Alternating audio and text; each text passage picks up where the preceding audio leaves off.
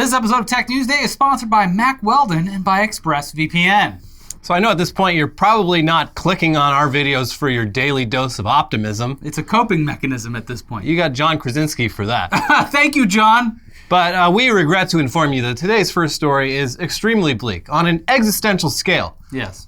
So if you're already in a bad mood, I don't know, maybe skip this one. Mm-hmm. Or head over to John Krasinski's channel. Yeah, I'm sure he's got something to make you feel warm and fuzzy inside. Yeah. Because we're about to talk about how the IPCC, the Intergovernmental Panel on Climate Change, published a new report this week updating everyone where we're at with the whole climate change thing that we've known about for decades, which the governments and powers that be of the world have had ample time to responsibly deal with. And in short, outlook not so good. Yeah, you know, every once in a while you just say, we should really get around to solving this. Oh, yeah. And then you see reports that are essentially updates to the fact that, guys, the clock is literally ticking and we might be doomed. But it's still ticking. The clock works. Yes, and that's the good news.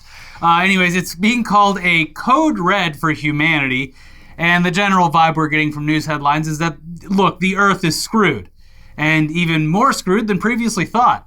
And that's all essentially true, but rather than simply resign ourselves to being doomers whose fate is sealed and entirely out of our hands, let's at least go over some things, because I'm still hoping to have a kid one day. Though, at this point, it's becoming less and less morally acceptable. Look, I had to suffer, so someone else should also have to suffer. My only hope for my children is that they suffer worse than I did. I mean, that is the golden rule of parenting. Yeah, I think it flipped sometime in the 90s, where you always just wanted your kid to have it better than you did or easier than you did. And then it was like, why should they have it easier? Yeah. My life sucks, should theirs. You can thank the boomers for that. I just need someone to I had it too easy. Yeah. I want my children to suffer. All I need is someone to take care of me when I'm debilitated. Yeah. That's all. Anyways, let's go over some things. What the report actually says, what the IPCC is, and what the purpose of the IPCC's report is.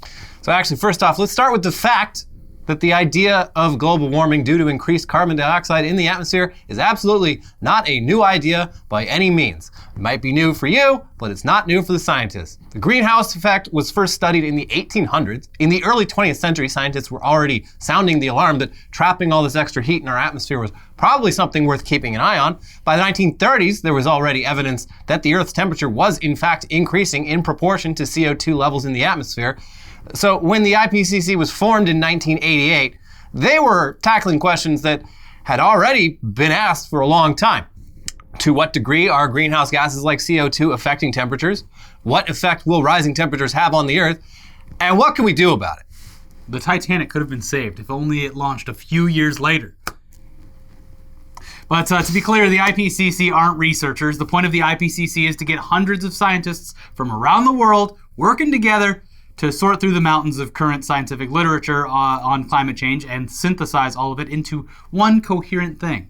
They essentially add up everything we currently know about climate change and present what is meant to be the most up-to-date scientific consensus on it. They've released 5 major reports so far, in 1990, in 1995, 2001, 2007, and 2014. And the next one is due in September of 2022. But in the interest of transparency and timeliness, they release early versions of sections of their findings between their major reports. So far in this research cycle, they've released 3 special reports and 1 methodology report. And this latest report is essentially a rough draft of 1/3 of what will go into the final 2022 report. But they were like, we should probably get this out as soon as possible. As soon as possible. There's a lot of stuff in here you're going to want to know now. And if you hear it 2 years from now, you're going to be like, why didn't you tell us this? Well, the thing, too, is with the leaps in time that they keep going through with their releases, it just like everything else that happens, there's a lot going on. Like, hey, the IPCC released a new report in 2001. Well, buddy, I don't know if you've seen the news, but we have bigger problems to worry about. Climate change sounds like small potatoes. We got to hunt down Bin Laden. Climate change? You mean that thing that wackadoo Al Gore is talking about all the time? Al Gore lost, Bush won, so we're going to do what Bush wants. Shut up, Gore. So the 2022 6th assessment report is subdivided into 3 sections. The first is titled The Physical Science Basis, That covers where we're at in terms of measuring, understanding, and predicting the science of climate. The second is titled Impacts, Adaptation, and Vulnerability. That covers the predicted effects of climate change. And the third is titled Mitigation of Climate Change, and that does exactly what it sounds like. It covers the steps that humankind can still take to prevent the worst consequences of climate change from happening. Stop spraying hairspray into the air. We're well past that. That's what it was in the late 80s, early 90s. Yeah, we we can go back decades, and we've been passing the buck onto the everyday consumer this whole time. Yeah, when in reality it is factories, corporations, and a lot of other international shipping, very bad things. Yeah. But it was funny in like the 80s when like, I don't know, ladies' hairs are getting a little too big. We should probably tell them to cut down on the hairspray in order to save the planet. This is all your fault. It's because you didn't sort your garbage. Yeah, it's all the individual's fault. Yeah. So anyway, after all three of those reports are published, the IPCC will release a synthesis report which combines the major findings of the three previous reports, along with any revisions. It's a long process, and it's transparent. It's I don't know. Even just glancing at this, I don't know how anyone can, with a straight face, say that this is all a hoax. Like if it is, they're putting way too much effort into it, I think. Yeah. This week's big report is that first one, the physical science basis. And when we say big, we mean big. The PDF of the full report is nearly 4,000 pages long. It's based on 14,000 pieces of scientific literature that's been collected and evaluated by over 200 scientists from 66 countries. And again, this is just 1/3 of what will go into the final report in 2022. Of course, the full 4,000-page document is really just to show their work, and it's only going to be of interest to other scientists. A much more simplified version, titled Summary for Policymakers, is just 41 pages long, and its purpose is right there in the name. This is for the people who actually are in control of government policies, and it's basically a long list of bullet points summing up what's in the longer version of the report. It's climate change, the updated version for idiots. Yeah. But where's the summary for individuals? Telling me, I gotta let my turds float between shits. Yes. And where's that? I'd like to take some personal responsibility. Yeah. I'd like to buy some carbon credits, please. I took a flight not too long ago, and I'd like to just go ahead and offset that. My money will solve this problem. Sure. Especially if it's Bitcoin, which the cause of and solution to all of climate change's problems. Thankfully, though, the IPCC, if 41 pages is too long for you, they also dumb things down even more than that summary for policymakers with a 2-page document of just the headline statements from the summary for policymakers. And because even this extremely simplified version is still kind of hard to understand for your average person, luckily there's plenty of science journalists out there to lay out this report's key findings in simple, straightforward language. And we will provide a bunch of links down in the description that do exactly that. But first, we do need everyone to understand the importance of 1.5C, or the concept of 1.5C. That comes up a lot, so let's just break that down for you. Basically, if average global temperatures get to 1.5 degrees Celsius above pre-industrial levels, that's when things will really start to get irreversibly bad. Extreme weather, sea level rise, ecosystem collapse, parts of the planet becoming uninhabitable for humans, all that kind of shit.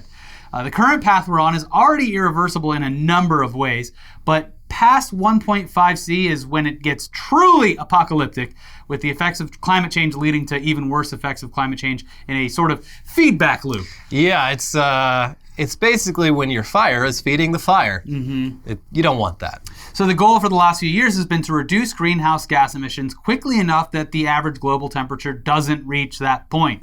And knowing everything about everything we know on Earth is you're just going to ride that line as long as possible. Right. We're just below it, so... Now, I know they did the I'm gonna go big roll some report, coal. then they did the summary for policymakers, and then they did the summary of the summary, but I'm wondering when they're going to print this out on a Waffle House menu that is laminated so that everyone can read while they're waiting for their smothered and covered waffles. Yeah. How much extra CO2 does the smothering add? And the covering. And the covering. Yes.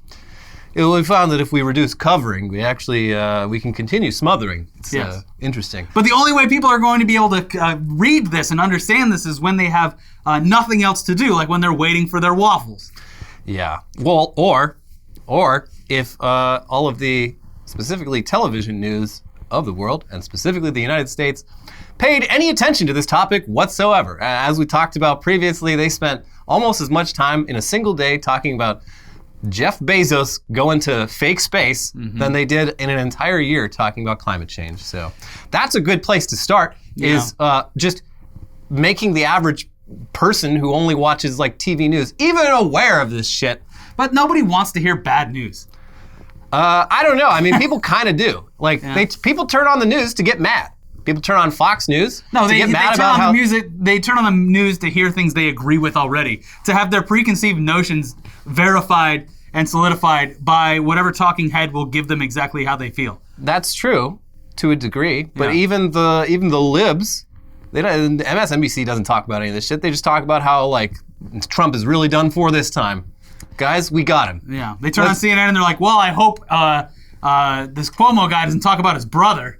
That would put me in a bad mood. Can you change your name to Chris Shlomo? Shlomo? No relation. Yeah. Anyways, to go over the key points of the IPCC report, TechCrunch of all places actually had the best breakdown that I found that manages to hit most of the important bullet points without dumbing things down too much. So here you go.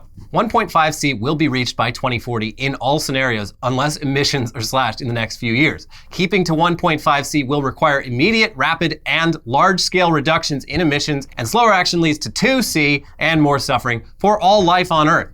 Human influence is very likely, 90%, the main driver of the global retreat of glaciers since the 1990s and the decrease in Arctic sea ice. Heat waves have become more frequent and more intense since the 1950s, while cold events have become less frequent and less severe. There will be likely increases in fire weather in many countries. Drought is increasing in more than 90% of regions. Global surface temperature was 1.09 C higher in the decade between 2011 to 2020 than between 1850 to 1900. The past 5 years have been the hottest on record since 1850. The recent rate of sea level rise has nearly tripled compared with 1901 to 1971. A rise of around 2 meters in sea levels by 2100 cannot be ruled out, and neither can a 5-meter rise by 2150, threatening millions of people in coastal areas. Extreme sea level events that occurred once a century are projected to occur at least annually. So what you're saying is that people who live inland, typically poor people, will soon have beachfront property. They will literally inherit the earth. I believe is a positive. Well, as Ben Shapiro said, if these people on the coastlines, if they're so worried, once their houses are 10 feet below the water, why wouldn't they just sell that house? Sell it. Just sell the house that's flooded right there. Yep. Sell it to who? I don't know, but sell it. My work here is done. Yeah. So that's all extremely bleak stuff. Despite the IPCC releasing reports since 1990, we've only accelerated our path towards the point of no return. Climate change is already happening even quicker than originally thought, and the really bad stuff that comes later is going to be coming even sooner if we continue on our current path. We won't be going back to pre-industrial temperatures anytime soon, even in the best case scenario, because carbon in our atmosphere stays there for hundreds of years. But making a strong and determined push for a switch from fossil fuels to renewable energy over the next decade needs to happen to prevent the worst case scenarios and put the Earth back on the slow path to normal.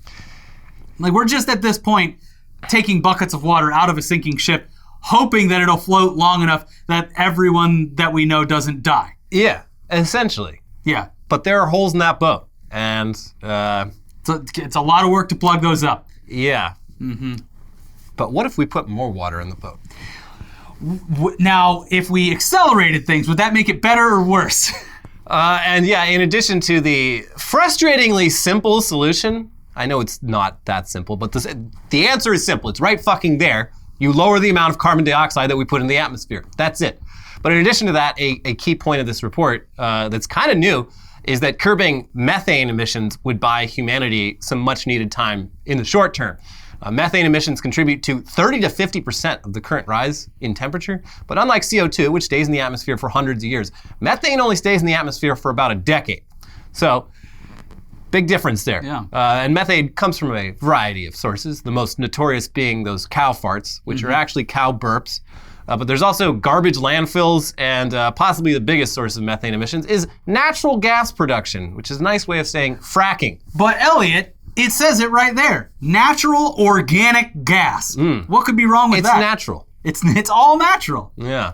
I got some natural gas for that guy. Oh, Elliot, you're ruining the atmosphere. Please stop. It's my fault. People need to clamp those cheeks. No, take some personal responsibility. You will die if you do that. Yeah. I saw it on South Park. There's already potential solutions to methane coming from landfills and livestock. Collect the gas from landfills before it enters the atmosphere. Change the diet of livestock to produce less methane in their digestive systems. But the natural gas business is obviously going to be a tough nut to crack. The point is that all is not lost. As individuals, you and I, we have very little direct impact on any of this. So it is easy to just be a doomer. But complacency is what the powers that be want from you. So let's not tap the sign. Let this radicalize you rather than lead you to despair. Look, yes, we can all make daily sacrifices, but in the long run, there's a lot of stuff that's outside of our control that'll keep happening unless everyone bands together and says, hey, fucking knock it off. Yeah. And I mean, a big step is getting people to even care about this and know about this. In a just society, in a society that cared about what's important, this is something people would know about. Yeah. Whereas in reality, people may have the most vague concept of global warming. It's getting hotter in the summer and colder in the winter. They see it as an issue where it's like, well, there's both sides. Some people say it's real, some people say it's not. So who's to say? Well, there's two things. Americans, very individualistic. Obviously, we just had a year looking like 2 years, maybe 3 years stolen from us. Mm-hmm. So a lot of people are going to be very focused on their own personal lives for a very long time because they're seemingly making up for lost time, which I get it. Especially like my age, I'm not really doing much. Settled down a bunch. I just want to grill. I feel terrible, and we've said this before, terrible for specifically like high school age to like mid-20s people who had the literal best part of their lives stolen from them. Well, and not only that, sounds like their later years may be stolen from them as well in an even more horrific way. So getting back to that, the second thing is that a lot of people, myself included, fall into a trap of just trying to get through that next week. Sure. Through that next month or whatever. And it's just like, everyone's just trying to get through whatever they're dealing with, whether it's work, relationships, easy to put life. off the big things that you got to deal with. So it's very hard to grasp the overarching seriousness of situations when you have little to no actual direct control over them. So I get it, and it sucks, but I'm just saying what's realistic here. Yeah. I mean, the most you can do as an individual is care about this. Yeah, and try to convince others to care about it. Convince other people to care about it when you have the opportunity to be asked your opinion about how you want the world to work. Express how you feel about this topic. Yeah. Like this, we just had a fucking presidential election where climate change barely even fucking came up. And a good thing it didn't, because that would make him a liar, because there's a lot of stuff that he hasn't been doing in regards to climate change. He's telling telling the OPEC nations to make the oil machine go more burr, because we're a bit low right now. We need a little bit more of that. I wouldn't be surprised if, much like Donald Trump, in some kind of like off-the-cuff comment, Joe Biden was like, hey, we could use a little bit of that global warming right now in the wintertime. Because Trump actually did that. He legitimately made that. That's one of their favorite things to do. It's like a guy literally willful ignorance. A guy literally walked into the U.S. Capitol. An elected official walked into the U.S. Capitol with a snowball and said, "Checkmate, libs." Because they know how stupid their constituents are. Yeah. Well, it's all performance. It's up to everyone else to not be stupid. It was up to everyone else during the pandemic, and look what happened. I know. It's depressing. We are fucked. Like, we are not getting out of this. I'm sorry. It's hard to not see it that way. Everyone go to Disneyland and go to every concert you can until the world burns. Sorry. Yeah, and we got the second half of this episode. You can guess what we're going to talk about in that half. But there's really no way to transition from like just climate despair into a sponsor break. Hey! But we can at least tell you with some certainty that neither of today's sponsors is actively destroying the planet. So there you go. Yeah, that's good. Mm-hmm. This episode is sponsored by Mack Weldon. You're a busy guy, so stop thinking about what to wear and just embrace the radically efficient Mack Weldon Daily Wear System. The Daily Wear System is a selection of clothes rooted in smart design, made with performance fabrics and built to work together. From breathable t-shirts and polos to stylish button-ups and shorts, underwear, and beyond, Mack Weldon makes it easy for you to dress for work, leisure, and play, or wherever your summer takes you. Well, we were first introduced to Mack Weldon via their underwear and socks, which I just restocked up on the other day. They are so good. I am fully stocked. Yeah, anytime I need anything, I go straight to Mack Weldon. But this past year and a half has solidified our love for Mack Weldon's pants and shorts. Literally wearing the sweat shorts right now. They're extremely comfortable Ace sweatpants and sweat shorts, and their Sunday lounge pants are perfect for when you're probably spending most of the day at home, but also want to, be able to leave the house and come film an episode. Yeah, and not be accused of looking like a bum. No. And the good news is that Mack Weldon bottoms pair perfectly with Mack Weldon's tops, whether it's their ultra soft Pima tees for keeping it casual or their silver net polos for classing it up or hitting the links. Focus on what matters to you most this summer by saving time and wearing Mack Weldon products. Buy some time this summer with the Mack Weldon Daily Wear System. For 20% off your first order, visit mackweldon.com/newsday and enter promo code NEWSDAY. That's mackweldon.com/newsday, promo code NEWSDAY for 20% off.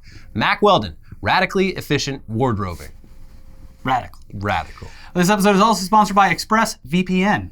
If you watch this show, you already know how important online privacy is, and the easiest step you can take to ensure your online privacy is by using a VPN. And not just any VPN, ExpressVPN. Using the internet without ExpressVPN is like going to the bathroom and not closing the door. Some people like it, most people don't. Yeah. Internet service providers know every single website that you visit. ISPs can sell this information to ad companies and tech giants who then use your data to target you. But why ExpressVPN?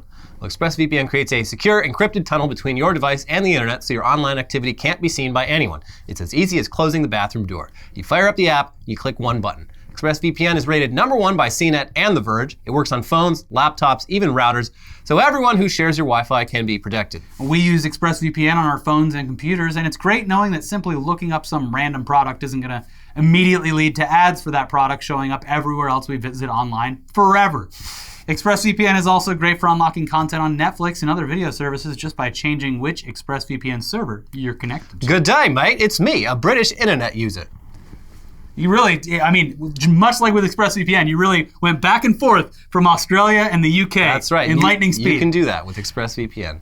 So secure your online activity today by visiting expressvpn.com/newsday. That is expressvpn.com/newsday, and you can get an extra 3 months for free. expressvpn.com/newsday. Check them out.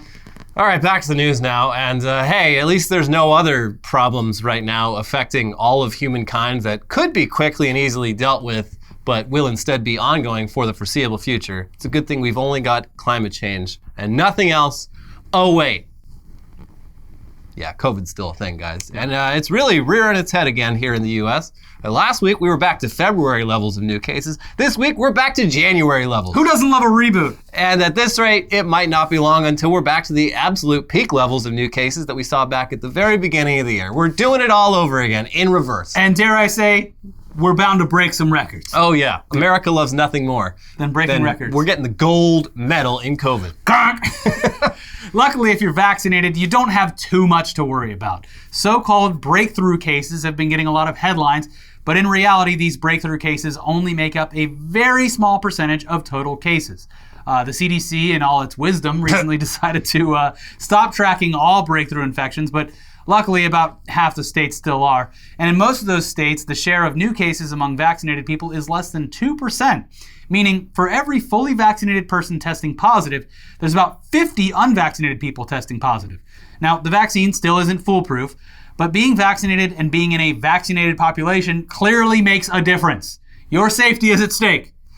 Now, if you're in Louisiana, or Florida, or Mississippi, or Arkansas, or Alabama, though, things aren't very good right now. Yeah, there seems to be benefits to not only being vaccinated yourself, but also being around other people who are vaccinated. It's not herd immunity, but it's turd immunity. It's sort of a taste of what herd immunity is like. Turd immunity. Yeah. It's the shitty version. Uh-huh. Also, Florida's dealing with two. They got the COVID spikes, and they also can't breathe because of all the red tide just ravaging the coastline. Yeah, that's another problem. I mean, like, Well, there's a lot more into that than just climate change. There's And that's it's also the result of companies, corporations, and just capitalism in general. Oh, sure. And it's I mean, like the IPCC, they talk about directly like climate change, but that we've previously talked about like the IPBES. They're more about like biodiversity and stuff, and it's like it's all connected. Mm-hmm. We're just treating this planet like absolute shit. Yeah. And treating ourselves like absolute shit. We don't deserve any of this. Yeah. Will God ever forgive us? I doubt it. I don't think so. Anyways, obviously you should get vaccinated, and you should honestly still try to avoid big cramped gatherings of people who are all breathing in each other's mouths. Bonnaroo is requiring proof of vaccination or a recent negative test. Yeah. It's good. Well, I hope more festivals that's what Lollapalooza did. Oh. They're doing some they're doing some of their own we're doing a little bit of our own tracking. The Lollapalooza subreddit is actively, like, everyone who is active on the subreddit is like getting tested, saying it whether they're like vaccinated. Contact tracing. Yes, they're doing their own contact tracing. That's good, because it's like, I mean, you can talk about how Lollapalooza, like, from an aerial view, looked very irresponsible, but like, yeah, it is good to hear that the people who are actually there are taking this seriously.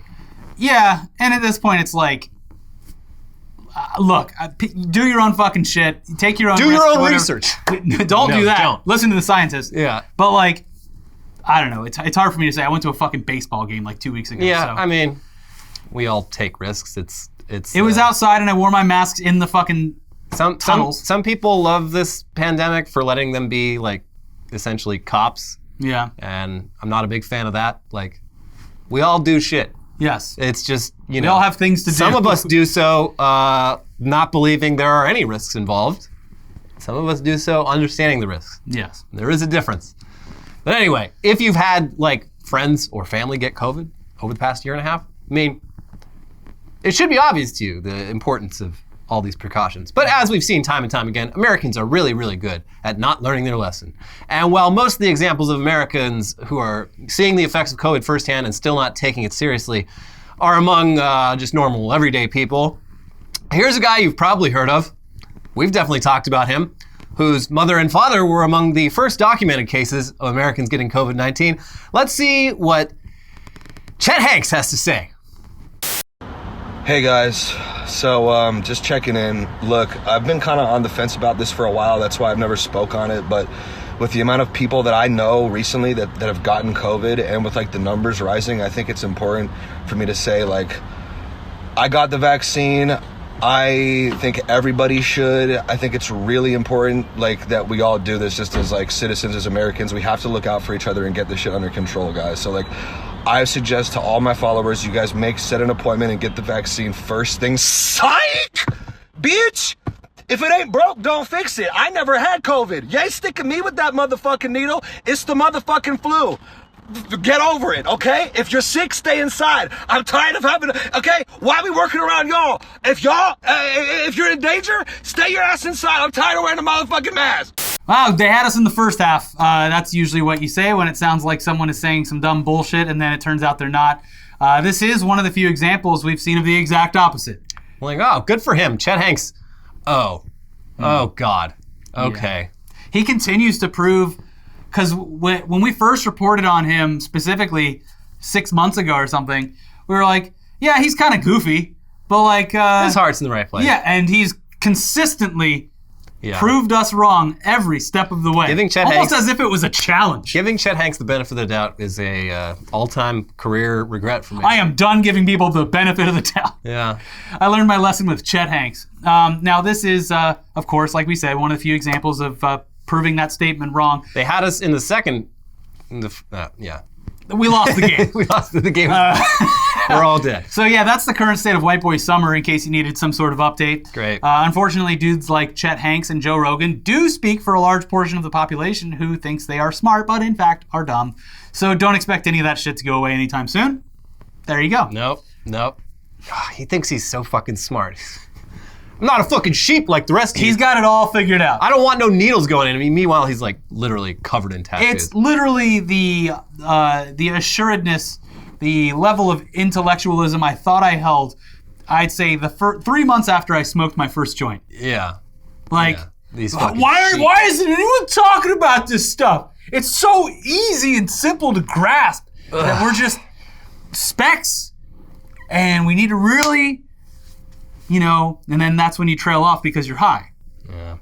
I just feel bad for Colin Hanks. He's doing fine.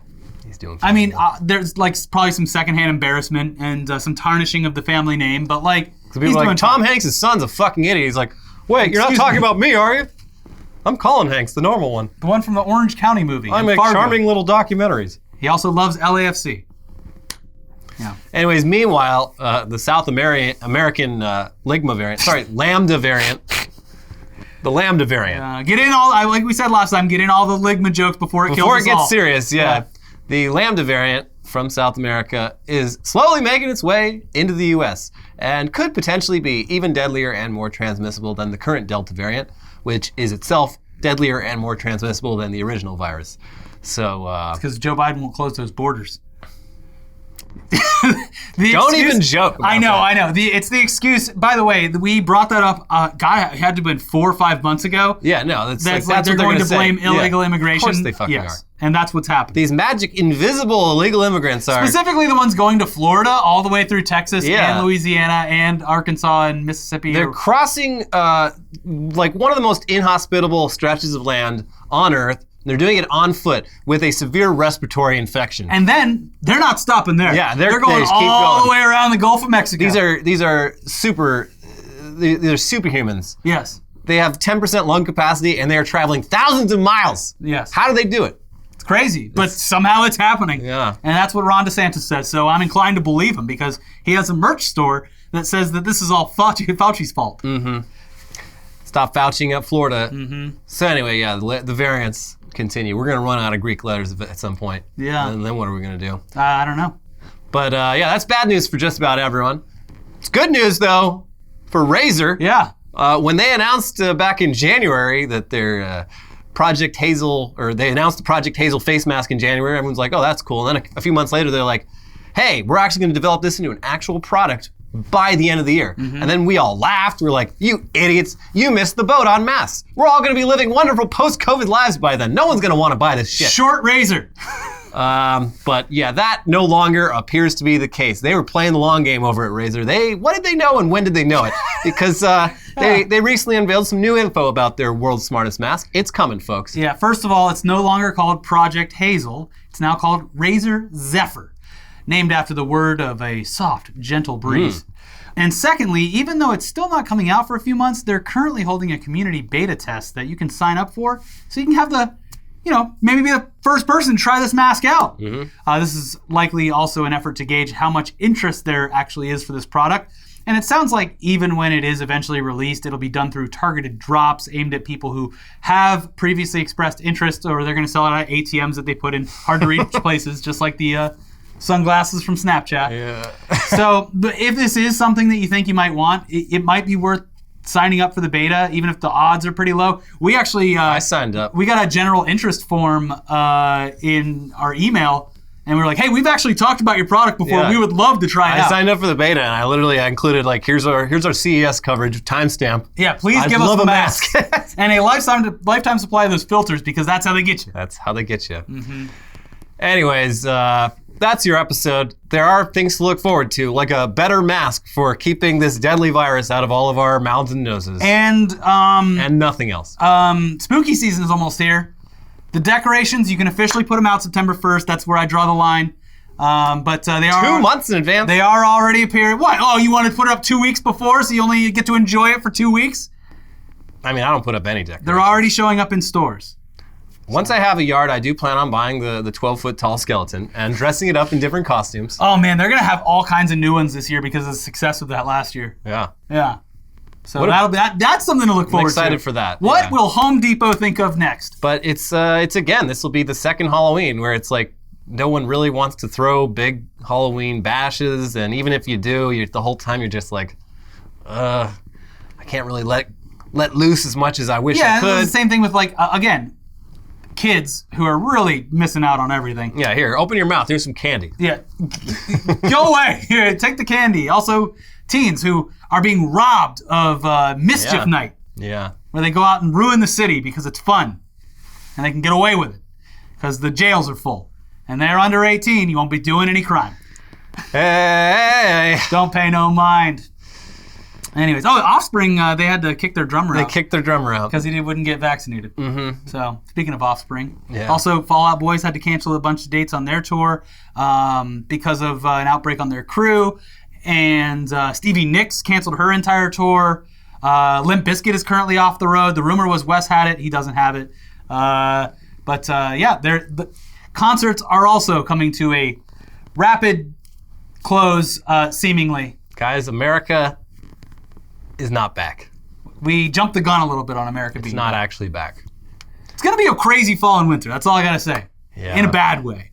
Anyways, if you haven't already seen our most recent video, it's all about Dinger! misheard racial slurs. Yeah. One in baseball and one in video games. Just a great week for thinking very believably that you just heard some really racist shit, but you were actually wrong. It's just an oopsie. Yep. And then also, most recent episode of Weekly Weird News, where we talked about the horses getting real scared by a statue of a sumo wrestler. There you go. Check both those episodes out over here. Subscribe to the channel, hit the like button, leave a comment, help with the engagement, and we'll see you next time. Bye-bye.